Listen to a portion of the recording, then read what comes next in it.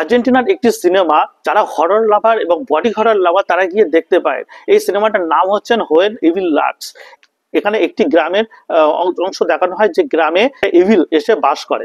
আশেপাশের লোকগুলো থাকে, তাদেরকে মারে এবং জন্তু জানোয়ারগুলো তাদেরও মারে। যার ধরনের কাণ্ড কারখানাগুলো তৈরি করতে থাকে, সেটা আপনাকে রীতিমতো মানে শঙ্কিত করে দেবে। আপনার যদি এরকম ধরনের সিনেমা দেখা মানে একদম মানে না থাকে, তাহলে এই ধরনের সিনেমা আপনি দেখবেন না। প্রচন্ড পরিমাণে বডি হরর, প্রচন্ড পরিমাণে ভায়োলেন্স, এবং কিছু কিছু জায়গায় আপনাকে ঘেন্না একটা পরিস্থিতি এনে দেবে।